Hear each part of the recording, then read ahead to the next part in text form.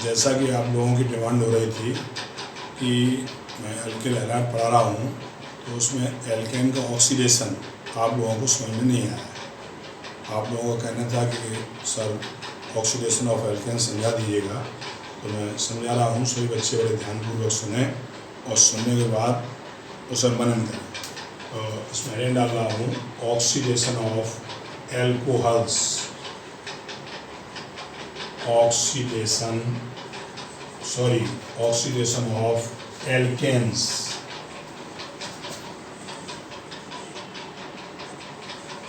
Oxidation of alkanes.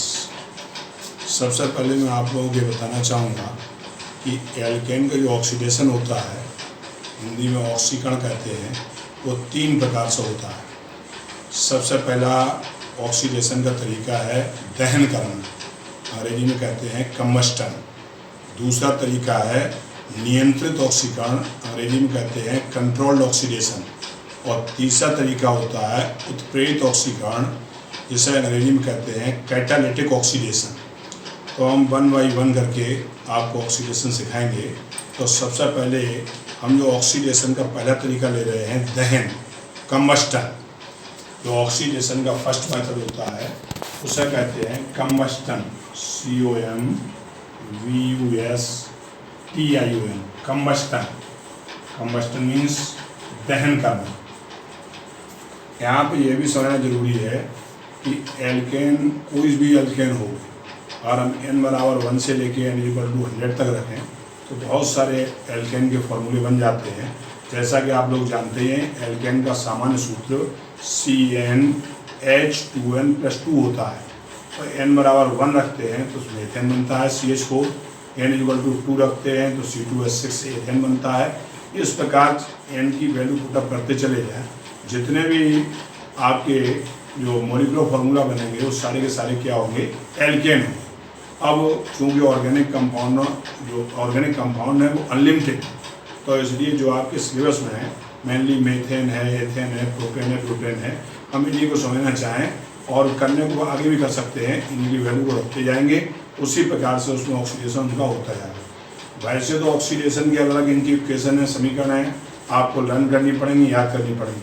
लेकिन हम आपको एक अच्छी इक्वेशन, एक ऐसी इक्वेशन बता रहे हैं, ऐसा समीकरण दे रहे हैं जिससे आप किसी भी एल्केन को ऑक्सीडेशन कर रहे हैं।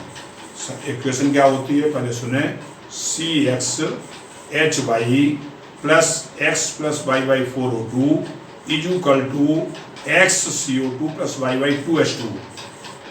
दोबारा फिर सुने, CxHy + x + y/4O2 must be equal to xCO2 + y/2H2।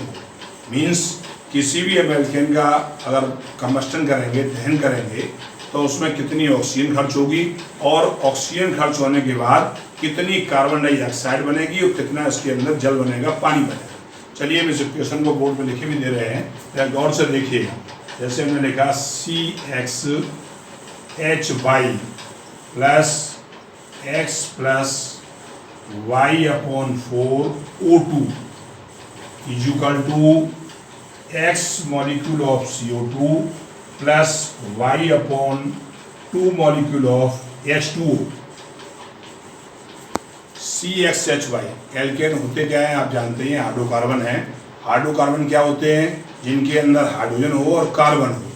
इस प्रकार के यौगिक, इस प्रकार के कंपाउंड जिनके अंदर केवल 2 एलिमेंट पाए जाएं, मीन्स कार्बन हो और हाइड्रोजन हो, इस प्रकार के यौगिकों को हाइड्रोकार्बन कहते हैं। अब हाइड्रोकार्बन आप जानते हैं, ऐसा पीछे आप पढ़ चुके हैं कि हाइड्रोकार्बन 3 प्रकार के होते हैं, एल्केन, एल्कीन एंड एल्काइन। तो अभी जो हम सिखा रहे हैं वो एल्केन का ऑक्सीडेशन सिखा रहे हैं, एल्केन का कम्बस्टन सिखा रहे हैं। तो हमने यहाँ फॉर्मूला लिखा है CxHy + x + y/4O2 = xCO2 + y/2H2। Suppose हमने यहाँ पर ले रहे हैं एल्केन का पहला मेंबर, जैसे हमने लिखा CH4। तो CH4 में गौर करिएगा, x की वैल्यू है 1 एंड y की वैल्यू है 4। अगर इस ऊपर वाले समीकरण में इक्वेशन में हमें x और y का मान रख दें, x की वैल्यू और y की वैल्यू, तो देखिए समीकरण क्या बन के आता है, ये बनेगा CH4 + 1 + 4/4 O2 = एक लिखा नहीं जाता है, तो CO2 और प्लस 4/2 H2O। यहाँ पे से हम थोड़ा सॉल्व कर लेंगे तो 2 से कट जाएगा, जो 4 4 बन जाए 1 हो जाएगा। क्या इक्वेशन आ जाएगी, ये आएगा CH4 1 जोड़ लेंगे तो जो हो जाएगा 2O2 इक्वल टू बनेगा CO2 और प्लस 2H2O। इसके माने अगर हम मीथेन का दहन करेंगे, कंबस्टन करेंगे, तो मीथेन के दहन करने में ऑक्सीजन के 2 मॉलिक्यूल खर्च होंगे और एक मॉलिक्यूल बनेगा कार्बन डाइऑक्साइड का और 2 मॉलिक्यूल बनेंगे H2O के। CH4 का नाम जानते हैं क्या होता है, मीथेन। इसी प्रकार अगर हम एथेन का करना चाहें तो XC2H6 फॉर्मूला होता है, X = 2 हो जाएगा, Y = 6 हो जाएगा। ऐसे ही प्रोपेन का करना चाहें C3H8 होता है, X की वैल्यू 3 हो जाएगी, Y की वैल्यू 8 हो जाएगी। ऐसे ही हम ब्यूटेन का करना चाहें तो X की वैल्यू 4 हो जाएगी, C4H10 होता है और Y की वैल्यू 10 हो जाएगी। मतलब एक इक्वेशन के द्वारा हम सैकड़ों समीकरण बना सकते हैं कि एल्केन के जितने भी एल्केन हैं सभी को ऑक्सीडेशन कर सकते हैं और सभी के ऑक्सीडेशन में क्या चीज़ बनेगी, कार्बन डाइऑक्साइड और पानी बनेगा, जल बनेगा, CO2 बनेगा और H2O बनेगा। नहीं, जब तक हम इस इक्वेशन को याद नहीं रखेंगे तब तक हम किसी का ऑक्सीडेशन सही नहीं कर पाएंगे। बात यहाँ बताने की ये भी है, केवल एल्केन का ही ऑक्सीडेशन नहीं, आप एल्कीन का करना हो, एल्काइन करना हो, alcohol, aldehyde, ketone, acid, ester, amide, nitro, amino, anybody else compound, अगर किसी का भी हम ऑक्सीडेशन करना चाहें तो किसके द्वारा करेंगे, इसी समीकरण के द्वारा करेंगे। CXHY + X + Y/4O2 = XCO2 + Y/2H2। वैसे और भी जरा समझना चाहें तो केवल हाइड्रोकार्बन या केमिस्ट्री में ही नहीं, हम लोग जो खाना पीना खाते हैं, जो हम लोगों का भी दहन होता है, भोजन करते हैं तो हम ऑक्सीजन लेते हैं। बताया जाता है इस समय कोरोना काल भी चल रहा है, संकट चल रहा है, का इम्यूनिटी अपनी बढ़ाइए, तो सुबह हम एक्सरसाइज करें और व्यायाम करें और घर पे ही अपना स्पॉट रेस कर लें और सारे काम करें। क्यों, जितनी हम ज़्यादा ऑक्सीजन लेंगे, जब ऑक्सीजन लेते हैं तो जो भी हमने खाया पिया होता है, जो भी हमारे अंदर मटेरियल होता है, उसका ऑक्सीडेशन होता है। ऑक्सीजन जाने से ऑक्सीडेशन होगा और ऑक्सीडेशन होके जो हमारा मटेरियल है वो किसमें कन्वर्ट होगा, कार्बन डाइऑक्साइड में और पानी में।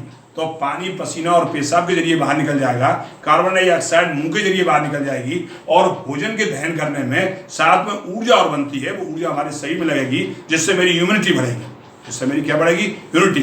तो जब यूनिटी बढ़ेगी तो हम लोगों से लड़ने की शक्ति बढ़ेगी, क्षमता बढ़ेगी। और छोटा मोटा कोई इन्फेक्शन आ भी जाएगा तो उस इन्फेक्शन को इसी प्रकार से दूर कर देंगे जैसे जुकाम खांसी को दूर कर देते हैं। तो चलिए खैर, आप समझ गए होंगे किसी भी चीज़ का अगर दहन होता है तो इसी समीकरण से होता है। बस अंतर इतना होता है कि अगर हाइड्रोकार्बन है, पदार्थ है, मैटर है, मटेरियल है, तो उसके दहन में कार्बन डाइऑक्साइड और पानी बनता है, जबकि भोजन के दहन में कार्बन डाइऑक्साइड और पानी साथ में एनर्जी बनती है, ऊर्जा बनती है, जो ऊर्जा हमारे शरीर को लगती है। तो ये ऑक्सीडेशन का पहला तरीका था जिसका नाम ने बताया कंबस्टन। क्या नाम बताया, कंबस्टन, या जिसे हिंदी में कहते हैं दहन। अब देखिए इसमें आता है ऑक्सीडेशन का दूसरा तरीका जिसे कहते हैं नियंत्रित ऑक्सीकरण, कंट्रोल्ड ऑक्सीडेशन। क्या कहते हैं, कंट्रोल। थोड़ा सा बोर्ड को साफ करेंगे।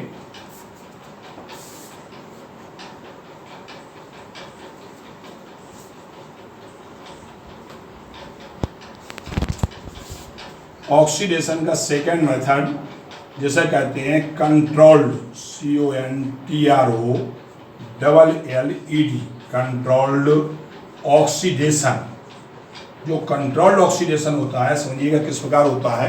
एक जनरल फार्मूला लेके आप लोगों को समझा रहे हैं। जैसे हमने कोई एक जनरल रिएक्शन ली एल्केन की, R≡CH3।